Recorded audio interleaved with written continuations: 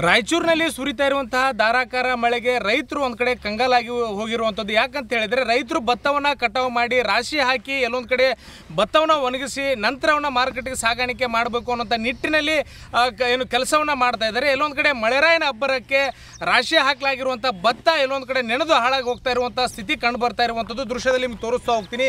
ಯಾವ ರೀತಿ ಭತ್ತ ಹಾನಿಯಾಗಿದೆ ಅನ್ನುವಂಥದ್ದನ್ನು ನೀವು ದೃಶ್ಯದಲ್ಲಿ ನೋಡ್ಬೋದು. ಬಿಸಿಲಿಗೆ ಸದ್ಯವನ್ನು ಒಣಗಲಿಕ್ಕೆ ಯಾವೆಲ್ಲ ತಯಾರಿ ಮಾಡಬೇಕು ಅವನ್ನೆಲ್ಲವನ್ನು ಕೂಡ ಸದ್ಯ ರೈತರು ಮಾಡ್ತಾ ಇರುವಂಥದ್ದು.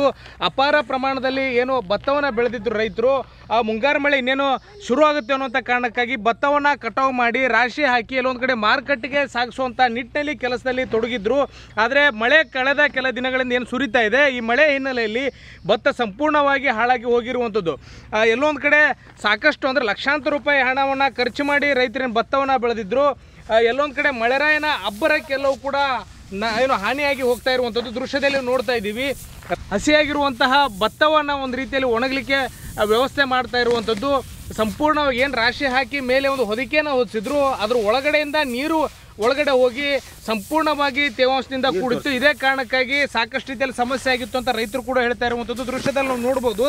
ರಾಶಿ ಏನು ಹಾಕಿದ್ದಾರೆ ಅದ್ರ ಪಕ್ಕದಲ್ಲೇ ನೀರು ಕೂಡ ನಿಂತಿರುವಂಥದ್ದು. ಅಂದರೆ ಮಳೆ ಒಂದು ನೀರಿನ ಹೊಡೆತಕ್ಕೆ ಸಂಪೂರ್ಣವಾಗಿ ಕೊಚ್ಚಿ ಹೋಗಿರುವಂಥದ್ದು. ಭತ್ತ ಸಂಪೂರ್ಣವಾಗಿ ನೆನೆದು ಎಲ್ಲೊಂದು ಕಡೆ ಕೆಲವೊಂದಿಷ್ಟು ಕಡೆಗಳಲ್ಲಿ ಭತ್ತ ಮೊಳಕೆ ಹೊಡೆಯುವಂಥ ಸ್ಥಿತಿ ಕೂಡ ನಿರ್ಮಾಣ ಆಗಿದೆ. ಇದೇ ನಿಟ್ಟಿನಲ್ಲಿ ಇರೋ ಬರೋ ಬೆಲೆ ಬಂದರೂ ಸಾಕು, ನಾವು ಭತ್ತವನ್ನು ಉಳಿಸ್ಕೊಂಡು ಮಾರುಕಟ್ಟೆಗೆ ಸಾಗಾಟ ಮಾಡ್ತೀವಿ ಅನ್ನೋಂಥ ನಿಟ್ಟಿನಲ್ಲಿ ಇರುವಂಥ ರೈತರು ಭತ್ತವನ್ನು ಒಣಗಿಸ್ಲಿಕ್ಕೆ ಮುಂದಾಗಿದ್ದಾರೆ. ಸಾಕಷ್ಟು ರೀತಿಯಲ್ಲಿ ಸಮಸ್ಯೆ ಆಗಿದೆ. ಕೂಡಲೇ ಸರ್ಕಾರ ನಮಗೆ ಪರಿಹಾರ ಕೊಡಬೇಕು ಅಂತ ಸಾಕಷ್ಟು ರೈತರು ಹೇಳ್ತಾ ಇರುವಂಥ. ನಮ್ಮ ಜೊತೆ ರೈತರು ಇದ್ದಾರೆ, ಅವ್ರು ಮಾತಾಡ್ಸೋಂಥ ಪ್ರಯತ್ನ ಮಾಡ್ತೀನಿ. ಸರ್ ಹೇಳಿ, ಯಾವ ರೀತಿ ಸಮಸ್ಯೆ ಆಗತ್ತೈತ್ರಿ ಈಗ? ಸಮಸ್ಯೆ ಸರ್, ಮಳೆಯಿಂದ ಭಾಳ ತೊಂದರೆ ಐತಿ. ನಮ್ಗೆ ಕಟಾವು ಮಾಡೋದಾಗಲಿದ್ದ ಈಗ 4ನೇ ಮಳೆ ಸರ್ ಇದು ಆಗೋದು. ಒಂದು ಸಾರಿ ಅಲ್ರಿ 4ನೇ ಮಳೆ. ಈ ಕಟಿಂಗ್ ಮಾಡಿದಾಗ ಕೂಡ ಹಂಗೆ ತೆಳು ಮಾಡ್ಕೊಂತ ಹಂಗೆ ಕುಂಪಿ ಮಾಡ್ಕೊಂತ ಆ ಥರ ಮಾಡ್ಕೊಂತ ಈಗ 4ನೇ ಸಾರಿ ಮಾಡಿ 4 ಸಾರಿ ಸರ್ ರಾಶಿ ಇಲ್ಲಿದ್ದ ಆ ಕಡೆ ಶಿಫ್ಟ್ ಮಾಡೋದು, ಆ ಕಡೆಯಿಂದ ಈ ಕಡೆ ಶಿಫ್ಟ್ ಮಾಡೋದು, ಆ ಥರ ಮಾಡ್ಕೊಂತ ಬಂದು ಇವೆಲ್ಲ ಮೊಳಕೆ ಬಂದಿವಿ ಸರ್. ಇವೆಲ್ಲ ಈಗ ಸಣ್ಣ ಸಣ್ಣ ರಾಶಿ ನೋಡು, ಇವೆಲ್ಲ ಮೊಳಕೆ ಬಂದು ಶಿಫ್ಟ್ ಮಾಡಿ ಬೇರೆ ತಲ್ಲಿ ಹಾಕಿದ್ರಿ.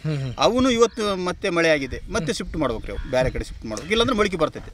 ಈಗ ಸರ್, ಈಗ ಒಂದೊಂದು ಎಕರೆಗೆ ಎಷ್ಟು ಖರ್ಚು ಮಾಡಿರ್ತೀರಿ, ಯಾವ ರೀತಿ ನಷ್ಟ ಆಗುತ್ತೆ ಈಗ ಅಂತ? ಖರ್ಚು ಅಂದ್ರೆ ಸರ್ ನಮಗೆ ಒಂದು ಎಕರೆಗೆ ಬಂದು 30-35 ಸಾವಿರ ಖರ್ಚು ಬರ್ತೈತೆ ಸರ್. ಈಗ 35 ಸಾವಿರ ಖರ್ಚು ಬರ್ತೈತೆ. ಈ ಖರ್ಚು ಬಗ್ಗೆ ಸರ್ ಈಗ ಮಳೆ ಆದಂಗೆಲ್ಲ ಖರ್ಚಿನ ಭಾಳ ಜಾಸ್ತಿ ಬರ್ತೈತೆ. ಈಗ ನೆಲ್ಲು ಕೊಡಮಂತ ನೋಡಿದ್ವಿ, 1250 1300 ಕೇಳಕತ್ತಾರೆ. ಆ ರೇಟಿಗೆ ಕೊಟ್ಟರೆ ನಮ್ಗೆ ಗಿಟ್ಟಗಲ್ಲ, ಆ ಥರ ಆಗಿದೆ ನಮ್ಗೆ. ಎಲ್ಲೊಂದು ಕಡೆ ಸರ್ ಕೂಲಿ ಆಳುಗಳ ರೇಟ್ ಜಾಸ್ತಿ ಆಗಿದೆ, ಎಲ್ಲ ಪ್ರತಿಯೊಂದು ಸಾಗಾಟದ್ದು ವೆಚ್ಚ ಕೂಡ ಜಾಸ್ತಿ ಆಗೈತೆ. ಈ ಹಂತದಲ್ಲಿ ಮಳೆ ಆದರೆ ಇರೋ ಮಾಲು ಕೂಡ ನಿಮ್ಗೆ ಕೈ ಸಿಗಲ್ಲ. ಯಾವ ರೀತಿ ಸಮಸ್ಯೆ ಸರ್? ಈಗ ಲೇಬರ್ ಬೇಕು ಸರ್, 300-350 ಇಲ್ದ ಲೇಬರ್ ಬರೋದಿಲ್ಲ. ಇಲ್ಲಿದ್ದಲ್ಲಿ ಶಿಫ್ಟ್ ಮಾಡೋಕಂದ್ರೆ 10 ಆಳು ಬೇಕು. 10 ಆಳಿಗೆ ಅಂದ್ರೆ 3,500 ಸಾವಿರ ಇಲ್ಲಿ ಇಟ್ಟಂಗೆ ಆಗ್ತದೆ ನಾವು ಒಂದು ಶಿಫ್ಟಿಗೆ. ಈ ಥರ ಭಾಳ ಇದಾಗ್ತದೆ. ನಾವು ಮಾರ್ಕೆಟಿಂಗ್ ಮಾಡ್ಕೊಂಬಂದ್ರೆ ರೇಟ್ ಇಲ್ಲ. ಗೋಡಂಗ ಹಾಕಮ್ಮ ಇನ್ನೊಂದು ಮಾಡಮ್ಮಂದ್ರೆ ಅಷ್ಟು ಲಾಸ್ ಸರ್ ಇದು. ಅಲ್ಲಿ ಹಾಕಿದ್ರು ಕೂಡ ನಮಗೆ 100-150 ರೂಪಾಯಿ ಖರ್ಚು ಬರ್ತೈತೆ. ಮತ್ತೆ ಯಾಕಷ್ಟ ಸದ್ಯ ಎಷ್ಟೇ ಸರಿ ಮಾರ್ಕೆಟ್ ರೇಟು, ಎಷ್ಟು ಬೇಕು ಅಂತ ಇದು ಮಾಡ್ತೀರಿ ಅಂತ ಸರ್? ನಮಗೆ ಸರ್ 2-2.5 ಸಾವಿರ ಬೇಕು ಸರ್. ಆ ರೇಟ್ ಇದ್ರೆ ನಮ್ಗೆ ಇಡ್ತೈತೆ. ಇಲ್ಲಾಂದ್ರೆ ಈ ಸದ್ಯ 1250ರಿಂದ 1350 ಮಾರ್ಕೆಟ್ ನಡೀತೆ.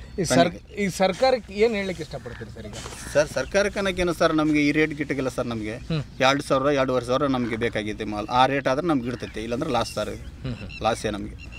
ಇದು ರೈತರು ಹೇಳುವಂಥದ್ದು. ಹಾಗಾಗಿ ಇರೋ ಮಾಲು ಕೂಡ ನಮ್ಮ ಕೈ ಸೇರೋದಿಲ್ಲ, ಹೀಗಾಗಿ ನಷ್ಟಕ್ಕೆ ಸಿಲುಕ್ತೀವಿ.